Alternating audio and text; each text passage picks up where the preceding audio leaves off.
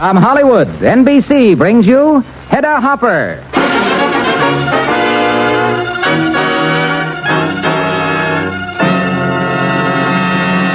Hedda Hopper, who daily reports to 30 million readers in America and 8 foreign countries, now reports to you on the air. Here is Hedda Hopper's Hollywood, from the desk by the window looking right down on Hollywood and Vine.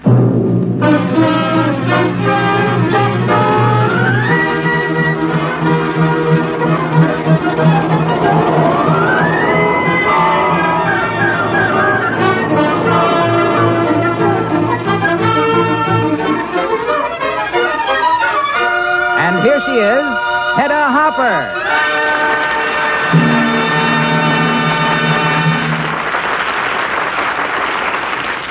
Hello, everybody. Again, I'm going to let you look over my shoulder while I write my column. You'll get fresh news of interesting and famous people from Hollywood and elsewhere. And we'll visit with William Holden, Dan Duryea, folk singer Josh White, and Sir Miles Thomas, one of the world's great leaders in aviation. Okay, let's go. President Truman gave himself and friends a small jam session in San Francisco in the afternoon before he made his speech. He took over the piano from Jimmy McHugh, played his favorite Missouri Waltz with Helen Gahagan Douglas leading the applause. Tallulah Bankhead booked herself a lecture tour of Eastern colleges and universities at $1,000 a night. The students who enrolled in those institutions never expected they'd get that kind of extracurricular activity. Vivian Leigh and Laurence Olivier, both exhausted after finishing 2 very important pictures, will rest up on a tramp steamer which will take them all the way to England by way of the Panama Canal. They leave here November 12th and expect to be at sea 45 days. Ginger Rogers hits town tomorrow, and her first date is not with Greg Boutzer, but with Norman Krausner, who will discuss a new picture which will reunite Ginger and Fred Astaire. Montgomery Clift lingers on in London after the command performance to do a play. Monty, who's as elusive as an eel, couldn't be located in New York by frantic friends for a very good reason. He was in Havana, Cuba. I happen to know because before he left Hollywood, he got Ernest Hemingway's telephone number from this office. Headlines are filled with international disharmony. But there's a story out of San Francisco this week I feel you should know about. There, at the birthplace of the United Nations, men from 40 different countries got together without fanfare or friction. Heads of 65 of the world's great airlines met so that you and I can fly to 2,000 cities all over the globe without difficulty. So I telephoned the president of the group, Sir Miles Thomas of Great Britain, and here, by transcription, is what he said. Miss Hopper, it's a real privilege for me to talk to you. Even in London, we hear a very great deal of your doings with great personalities. Well, now, in San Francisco this week, members of an international body known as IATA, International Air Transport Association, have been meeting together to regularize and get into conformity the practices that the major airline operators all over the world are using. And I'd like to say that it's very appropriate indeed that this important meeting of international airline operators should be held in San Francisco because, besides being the Queen of the Pacific, it is, this week particularly, a focal point of peace moves and the contribution that international airlines can make to peace and prosperity of the world by getting the peoples of the world to know each other better is indeed something worthwhile. There it is. I don't understand those technical details about international traffic, but it's thrilling that men from 40 different countries work together in our own beautiful San Francisco. Before Claudette Colbert flew to London for the command performance, she took lessons from Vivian Leigh on how to curtsy to Her Majesty, the Queen. Since Lex Barker's divorce became final last week, I expected Arlene Dahl to set a marriage date immediately, but she says, no, we're not thinking of marriage. Lex should enjoy his freedom, and I'm in no hurry to change my name. The day after Greer Garson left her husband and ranch in New Mexico to attend the Sadler's Wells Ballet opening here, her prize shorthorn gave birth to a calf. She immediately called it Sadler's Wells. Gypsy Rose Lee, famous stripteaser, is against stripping when it concerns trees. In New York, she's organized a block party to urge the city fathers to protect them. Gyp has already spent $8,000 on tree surgery for those in front of her own home. I'd like to pay tribute to a very fine American. A man who was so interested in the welfare of our nation that he voluntarily went before the House Un-American Activities Committee to clear up some misunderstandings about himself. I've been exploited by people who give allegiance to a foreign power, he said. Lots of us have been drawn by our heartstrings into groups fixed up to look like noble causes. I was played for a sucker. But I've never knowingly supported any organization designed to overthrow our government. However, I have appeared at benefits which I thought were for worthwhile causes, but later learned that they were not. The man that made that statement to the committee was folk singer Josh White. Right now, he's singing here in Hollywood, so a few nights ago, I went to visit him. Well, Hedda, you know that we entertainers get hundreds of requests to perform. And when the cause seems like a good one... I know, Josh. That's why I wanted to ask you. After this experience of yours, what's your advice to other people in show business? Well, I guess it'd be this. Entertainers will always want to help a good cause. But just because some organizations has a fancy label, don't be fooled. Look under that label. Excuse me. Showtime, Mr. White. You're on. See you later, Josh. And I'll be listening.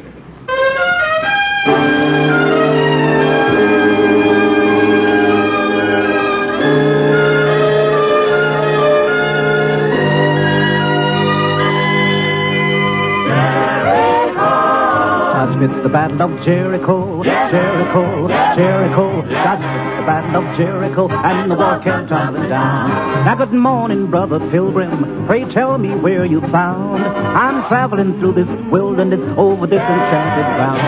Now, my name is the bold Pilgrim. To Canaan I am bound. I'm traveling through this wilderness over this enchanted ground. That morning, just with the Battle of Jericho, Jericho, Jericho. Just with the Battle of Jericho, and the walls came tumbling down. Now when the lamb sheep horns began to blow and the trumpets began to sound, old Joshua commanded the children to shout. The walls came tumbling down. That morning, just the Battle of Jericho, Jericho, Jericho. Just the Battle of Jericho, and the walls came tumbling down. Now there's no man like Joshua. There's no man like Saul. There's no man like Joshua. At the Battle of Jericho, that morning, just at the Battle of Jericho, Jericho, Jericho, just at the Battle of Jericho, and the wall came tumbling down. Joshua, it's the Battle of Jericho.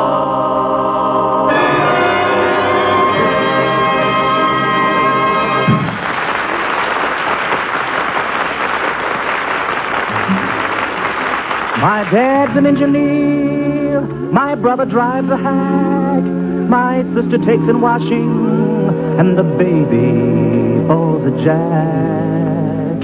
And it looks like I'm never gonna see my wandering.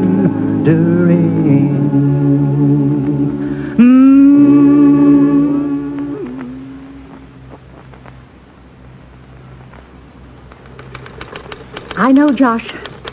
And when I got back to the office, I wrote it down. If there's one thing that show people should stick on its dressing room mirrors, it's this. Remember Josh White. Bernard Punsley, one of the original Dead End Kids who became a doctor, is marrying actress Lynn Barclay within the month.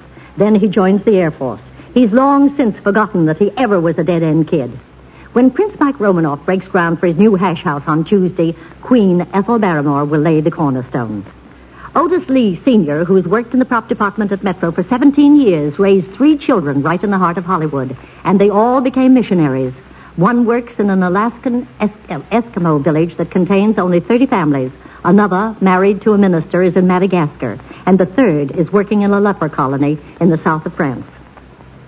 Who was it said, love makes the world go round? Well, I don't know about that, but it sure makes the movies go round. Boy meets girl. And recently, they've been going round with another batch of those sock the girls and make 'em love it pictures. In other words, heel meets girl.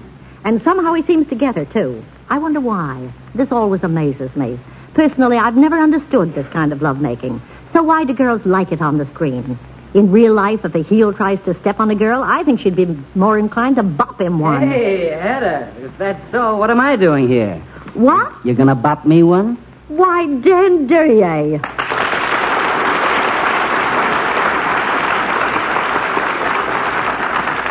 I tried to stop him, Miss Hopper, but he came barging right into the office. That's all right, Patsy. He's just the man I'm waiting for. Yeah, it sounds like you've been waiting with a hammer. I got your message, only what is this? I know that on the screen sometimes I play those heels you're complaining about, but... Of course. Speak of the devil. No, don't say that. That's just me in the movies. This is me, Dan Duryea, remember? Enter a friend. But seriously, Dan, I asked you to stop by because I've always thought columnists have an unfair advantage. They have a chance to voice their opinions, but the other fellow can't talk back. That's why you're here. Oh, for loyal opposition, huh? Only Hedda, on this question... Dan, it's perfect casting. You're one of Hollywood's leading merchants of menace, aren't you? Mr. King-size heel. Now, never mind the compliments. Besides, those aren't the only kind of parts I can play. But, Hedda, you are right. People do like to hear both sides of a question. It's a wonderful idea to share your column. And as for this question, well, the producers who make my pictures and a lot of other people tell me that there is another side. They claim that in real life, women do love the guy who treats them rough. And I disagree. Only, Hedda, look. Any man's an idiot who stands right up in front of everybody and pretends to be an authority on what women like. Especially when it comes to love. Oh, brother. Now, don't be bashful, Dan. This is your business. Why, the things I've seen you do in movies, the way you treat those poor girls, why, you're the meanest man this side of Alcatraz. Okay. And at the risk of life and limb, I repeat, they seem to like it. Now, look. This whole thing has baffled me a lot more than it has you, the girl liking the bad guy. You see, when I started out on my acting career, I played just an ordinary heel. Just a villain. No women. I remember. The Nasty Son and the Little Foxes on stage and screen. Mm-hmm. But then I was in a picture called Woman in the Window, and I got mixed up with a dame in a very rough way, if you remember. Suddenly, my fan mail jumped. Instead of getting 500 or 600 letters a week, I found myself getting 5,000. From women? Mostly. But there it was. I couldn't figure it out. Suddenly, you were a heel with sex appeal. And these letters said things like this. Don't ever change. We like you this way. Be mean. Oh, there must be more lonely women in the world than I imagine. No, wait a minute. Letters from all kinds of women. Lonely, career women, happily married ones. In fact, a surprising number of them wrote that the reason they liked me in the picture was because I reminded them of their husbands. Can you imagine? What kind of guys did they marry? Well, needless to say, Hedda, I was pretty well floored. Only then some experts started coming up with an explanation. They'd consulted psychiatrists. Oh, ringing in experts, Well, according to them, a big medical survey has shown that of all the women in our world, 80% of them definitely want to be dominated by males. That word. Why is it whenever anybody tells you women want to be dominated, a man always says it? Do I have to? I have to answer that, Hedda? Hedda, it seems that if a guy is a heel, well, his neglect and everything else about him sort of symbolize the domination women want. So, here I am, playing parts like in Winchester 73, The Underworld Story, which you've seen, and Al Jennings in Oklahoma, which you'll see soon. And I like you in all those parts. You're a fine actor. But doesn't it occur to the producers this might be a bad influence? Give people wrong ideas? It's hard enough for women to control men in this world without... No, Hedda. Maybe it's a good influence. Now, I won't take the blame for this one either. But they tell me women get a vicarious thrill out of seeing one of their sex manhandled. And as for the men, I repeat, as for the men, maybe they like to see somebody do what they've often wanted to do themselves. So maybe it lets off a little steam. Only what was that crack about women controlling the men in this world? Did I say that? Dan, in a nutshell, your point is that women don't get as much domination at home as they'd like. Did I say that? Hedda, I'm not trying to start any revolutions, but just... No, it's just strictly a civil war. But, you know, I think this whole argument proves my point. If men still spend all this time trying to figure women out, then who's ahead? Hey, you're way off the subject. Oh, I get it. Mother warned me, never argue with a woman. Dan, at least we agree that love is here to stay. That it certainly goes round and round. Only your poor wife, she's the one I hate to think of. Imagine living with a man whose whole career is built around the expert's belief that 80% of women want to be dominated. Hey, Hedda, no, stop it. But poor Helen, always being told what to do, being ordered about like Hedda, that's not nice. You know my wife. You know what she's like. Of course. She's lovely. Yes, but also you know she's, well, Helen happens to be a member of that other 20% like you. If I ever quoted those experts at her, she'd bop you? You're not fooling. Good night, Dan.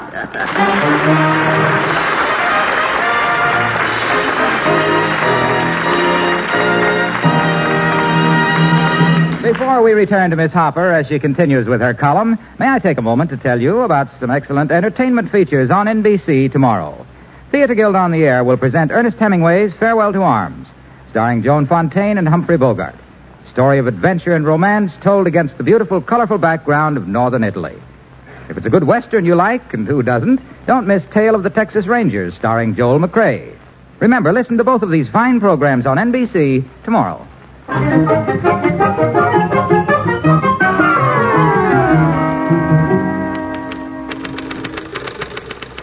Spencer Tracy loves kids, but he's mad at a newborn baby playing in his present picture.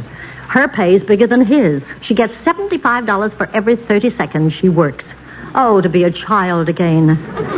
Judy Garland turned down a fortune to sing at New York's Roxy Theater, but after the opening of Call Me Madam, she went to a tiny bistro and sang 50 songs, stayed until 4 a.m., because she liked Lou Hawkins' piano playing. Clifton Webb won't start another picture until January, so I suggested to his boss that he let him direct one. Darryl Zanuck replied, Once Clifton gives orders, he'll never take them again. Every once in a while, people, to use a movie phrase, do a delayed take on an actor's performance. Not until weeks after seeing his picture do they realize how fine his work really was. I have a story about just such a case. Yes, and a prediction, too. But before announcing it, I wanted to talk to our most underrated actor about his job in Sunset Boulevard. I refer, of course, to Bill Holden. I tracked him down at the offices of the Screen Actors Guild, where everyone except him had gone home. Hello, Bill. May I come in? Sit down, Hedda. Sit down.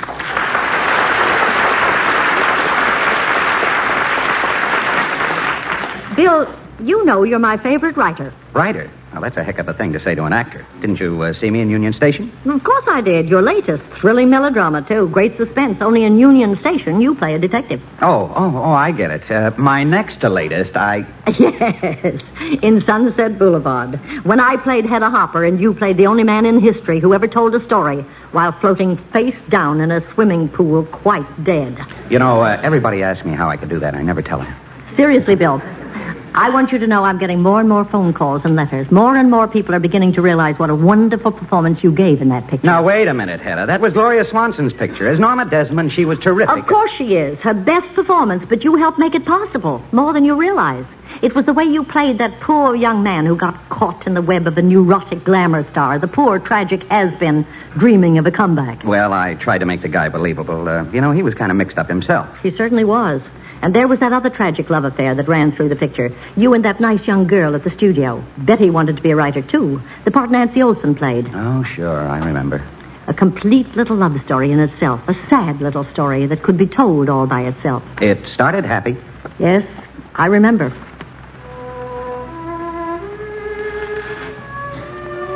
Yeah, it started happy. Lots of kidding. Only Betty was engaged to Artie Green, the nicest guy that ever lived. And me, I was already hopelessly mixed up with Norma Desmond. And so the few times I saw Betty, I tried to be impersonal without much success. One night we were out walking. Why are you looking at me like that? May I say that you smell real special? Must be my new shampoo. No, that's no shampoo. How old are you, anyway? 22. 22. Smart girl, never stop being 22. And may I suggest that if we're ever going to finish this screenplay we're supposed to be writing, that you keep at least 2 feet away from me. And the first time you see me coming any closer, I want you to take off a shoe and clunk me over the head with it. Now, come on now, let's get back to the typewriter.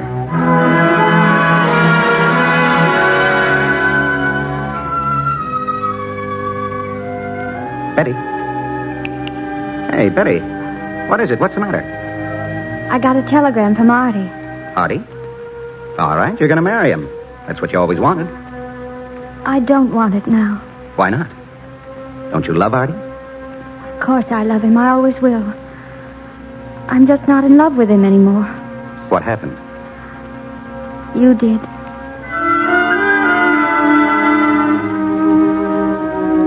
me. She was a fool, and I loved her. And I'd been a heel not to tell her. Maybe I'd never have to. Maybe I could get away with it, away from Norma. Maybe I could wipe the whole nasty mess right out of my life. Yeah, nice dream. But that's not the way it worked. Instead, I knew how it had to work. How I had to make it be. I got Betty to come out to Norma's house. This is where you live? Who's Norma Desmond? If you don't remember the face, you must have heard the name. You ever see so much junk? She had the ceiling brought all the way from Portugal. I didn't come here to see a house. What about Norma Desmond? I'm trying to tell you. This is a tremendous place. 8 master bedrooms. A sunken tub in every bathroom. There's a bowling alley in the cellar. It's lonely here, so she got herself a companion. Very simple setup. An older woman who's well-to-do, a younger man who's not doing too well. Can you figure it out yourself? No. All right, I'll give you a few more tips. No, I haven't heard any of this. I've never been in this house. Get your things together. Let's get out of here. All my things?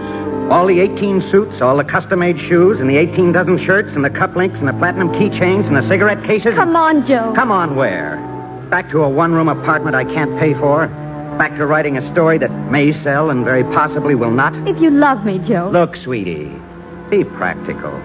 I've got a good thing here. A long-term contract with no options, and I like it that way. Maybe it's not very admirable, but... well, you and Artie can be admirable. Joe, can't look at you anymore. Nobody asked you to. All right, baby, this way out. Good luck to you, Betty. You can finish that story of ours on the way to Arizona. And when you and Artie get back, if the two of you ever feel like a swim, there's the pool. Goodbye, Joe.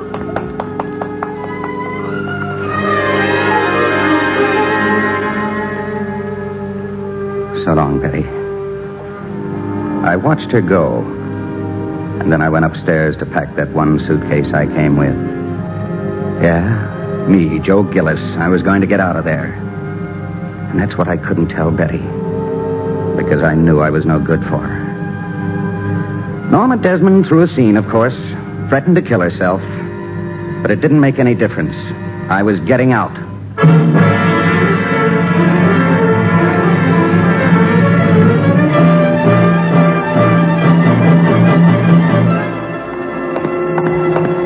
Down the steps,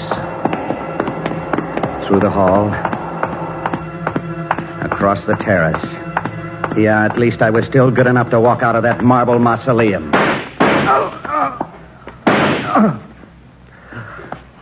But I only got as far as the swimming pool. Norma saw to that.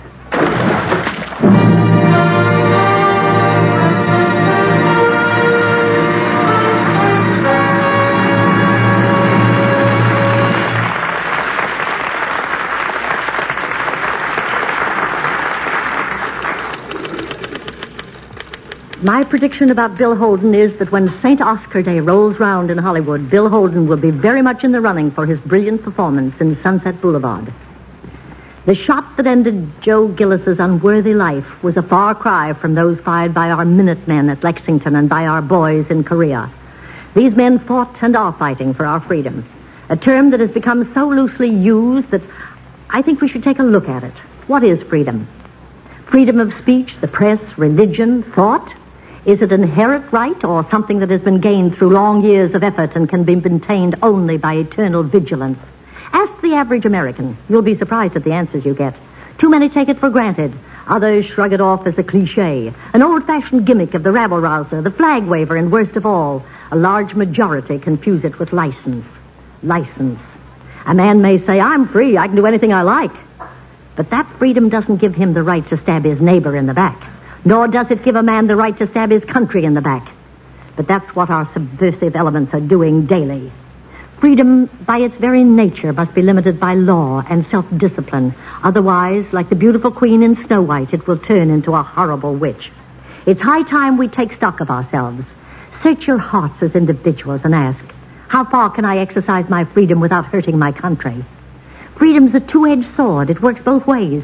If you have it, the other guy must have it too. If he loses it, it won't be long until you too lose it. Freedom has been gained through years of suffering, wars, and heartaches. is something which every American should prize and fight to the last drop of blood to maintain. But it can't endure alongside selfishness, pettiness, and disregard for the other fellow's rights, even in America. We're now engaged in a crusade to raise funds to spread freedom to the oppressed peoples of all the world. Why not a crusade in our own country to teach our own people the true meaning of this priceless human right? If it's good enough to sell to the rest of the world, it's certainly good enough to preserve, yes, and understand at home.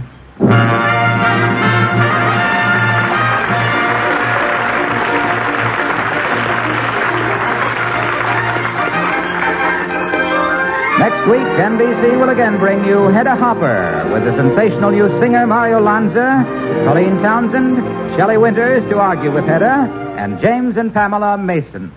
Good night, everybody.